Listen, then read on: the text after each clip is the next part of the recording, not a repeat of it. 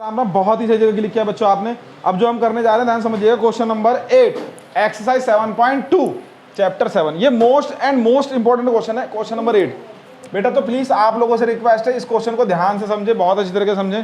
ठीक है, ठीक है दीपक जी। दीपक जी बार बार बोलते रहते हैं कि भैया आप टेस्ट पे टेस्ट लेते रहते हो, हमें कुछ समझ में नहीं आता, दोबारा चैप्टर कराओ। ये तो गलत बात है। तो क्या हो गया, क्या दिक्कत है इसमें? ठीक है, अब देखिए एक्चुअली क्या है ना,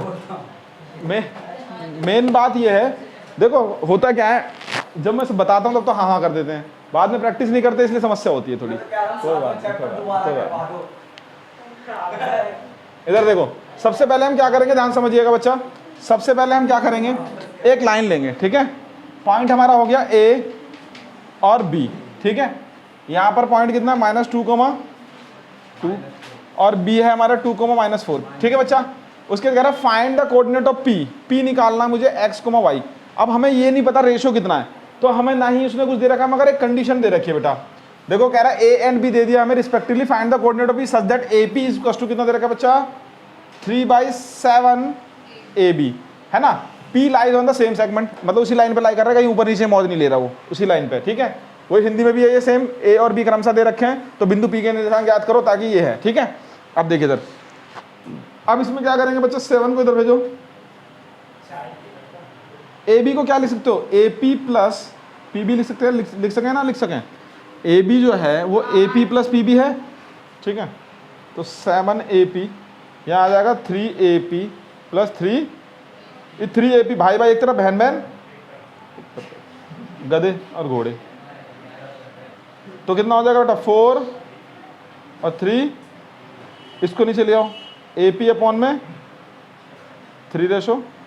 ये हमारा रेशो आपके कंप्यूटर स्क्रीन पे आ चुका है। ठीक है, अब हमारे पास रेशो आ गया 3। अब क्या रहा, सेक्शन फॉर्मूला, आंसर क्या, लो जी, x1 y1 x2 y2 m और n। कोई दिक्कत नहीं, कुछ भी लिख लो, उससे क्या फर्क पड़ रहा है ना, ना ऐसे तो आपकी कन्फ्यूजन के लिए चेंज कर लो। इधर देखो, m कुछ भी लिख लो, उससे कोई फर्क नहीं पड़ रहा। इधर देखे m x2, कोई बात ना, अभी मैं खड़ा हूं तो कैसे दिखेगा, ट्रांसपेरेंट हूं क्या मैं। इधर देखो 3 × 2 प्लस 4 × -2। ठीक है बच्चा, 3 प्लस, अरे यार बातें मत करो प्लीज, 3 × 4,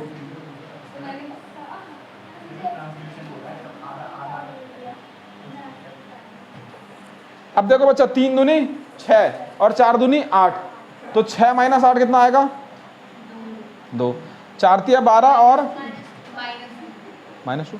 अच्छा, ओहो ऐसा है क्या, तो ये कितना होगा, -2, और ये कितना हो जाएगा, आंसर। ठीक है, नोट करिए फटाफट, फास्ट नोट करें, जल्दी नोट करें, जल्दी नोट करें।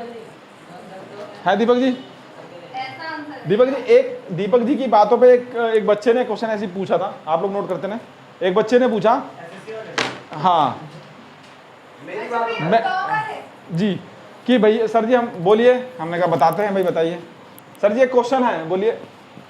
हमने पूछा भैया सत्य और भ्रम में क्या फर्क है। ठीक है, सत्य असत्य या सत्य और भ्रम में क्या फर्क है।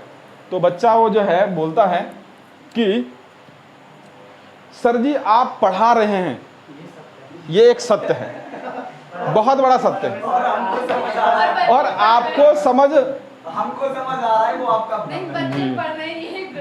जी हमें समझ में आ रहा है या नहीं आ रहा है, ये आपका भ्रम है, बहुत बड़ा भ्रम है। तो ये यार बड़े दुख होता है सब चीज़ों को देख के, इतनी मेहनत करने के बावजूद भी आप लोग ऐसी स्थिति करते हैं ना। तो ये मेहनत थोड़ी का है, ये तो किसी महान बंदे ने कहा है। नहीं आपके, देखिए बच्चा, जो 9th क्वेश्चन है मैं उसे पूरा सॉल्व नहीं करूंगा, बस मैं आपके रेशियो फाइंड कर देता हूं, बाकी आप लोग खुद कर लीजिएगा। कह रहा है कि find the coordinate of the point which is divide the line segment joining this and this into 4 equal part. ठीक है, ये कह रहा है कि हमें एक जो लाइन है हमारी, बिंदु दिस को जोड़ने वाली एक रेखाखंड 4 बराबर भागों में विभाजित करती है, तो उसके पॉइंट बताएं। तो एक लाइन खींच देते हैं बच्चा। ठीक है, और यहां पर हम एक पॉइंट को ले लेते हैं, क्या बच्चा, A -2, B कितना हो जाएगा हमारा।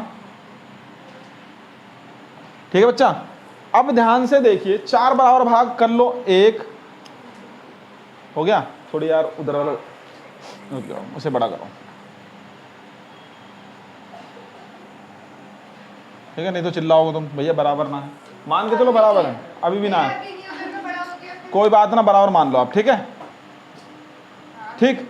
अब देखो जरा, अब देखो, अब क्या है हमारा, ये वाला पॉइंट P Q R, ठीक है सारू जी, फील आ रही है, इधर देखिए अब x, y, x, y, x, y, कुछ भी लिख लो, x1 y1 लिख लो, x2 y2 लिख लो, x3 y3 लिख लो, जो पॉइंट निकालना है आपको, x1 y1, x2 y2 और x3, ठीक है।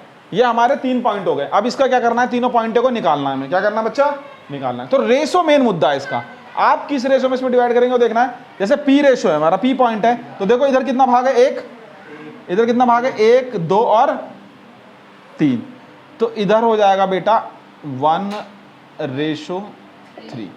मैं लिख देता हूं यहां पर, पॉइंट P के लिए आपका रेशो हो जाएगा 1:3, सिंपल सा लॉजिक। अब Q पॉइंट के लिए बात करें तो Q पॉइंट के लिए रेशो हो जाएगा 2:2, देखो बराबर हो गए 1, 2, ये वाला पॉइंट 1, 2, ठीक है। और अगर हम बात करें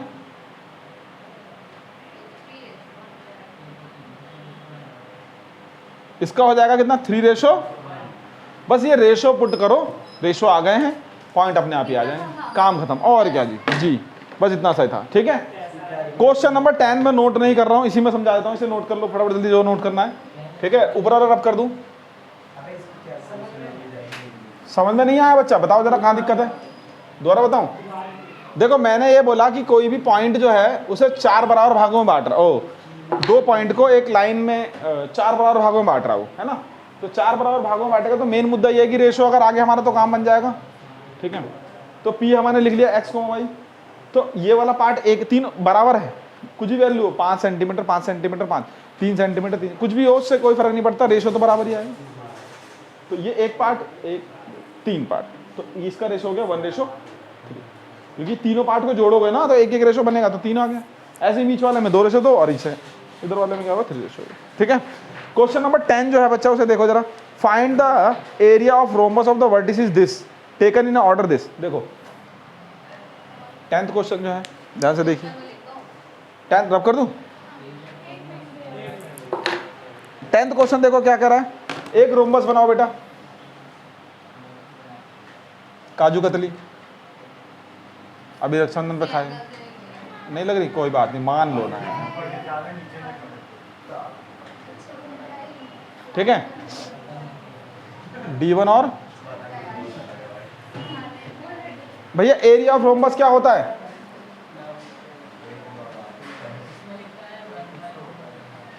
रोम्बस को हिंदी बोलते हैं सम चतुर्भुज,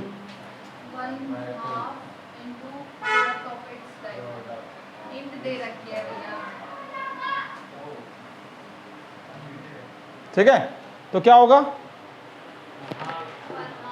हाँ हिंट दे रखी है उसमें, मगर पेपर में नहीं आएगी वो, इस बार इस गलत फहमी मत रहना, जो एनसीईआरटी के अंदर लिखी हो पेपर में नहीं लिखी हुई आएगी, ठीक है।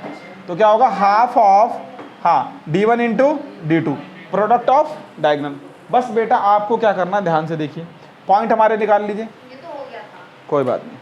3,0, दूसरा क्या पॉइंट है 4,5, कोई बात, ठीक है। अब देखो, अब आपको पता है सिंपल सा लॉजिक है भाई, डायगोनल, इन दोनों के बीच में डिस्टेंस फॉर्मूला लगाओ, इन दोनों के बीच में डिस्टेंस फॉर्मूला लगाओ, दोनों की वैल्यू आ जाएगी और 2 से डिवाइड मार दो, काम खत्म। डिस्टेंस फॉर्मूला इधर देखो जरा, बातें नहीं प्लीज, बाद में करना बातें, क्लास के बाद बाहर बातें तो करते तो हो। इधर देखो, हाँ इधर देखो, इधर देखो, AC डिस्टेंस और BD डिस्टेंस, तो इसमें क्या लगाना है, डिस्टेंस फॉर्मूला,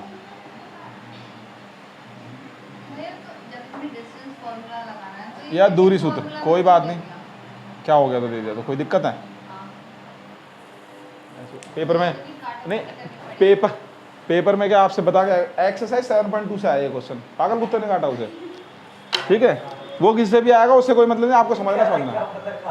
हाँ जी, आ जाएगा, कर लोगे ना, छोड़ दूं? ठीक है, डिस्टेंस फॉर्मूला तो आपको पता ही है क्या होता है बेटा? जी, हथियार है ना, बोलता है ना मामा हथियार, ये रेडी आपका, ठीक है? तो ये हो गया AC, और ऐसे ही आप लगा दोगे BD। Same x1 y1 x2 y2 x1 y1 x2 y2 put करो, आपका डिस्टेंस आ जाएगा, वहां पुट कर देना, आंसर आ जाएगा, ठीक है? किसी को भी कोई दिक्कत कोई समस्या हो तो प्लीज़ वीडियो के नीचे कमेंट जरूर करें। सभी को मेरा राम राम।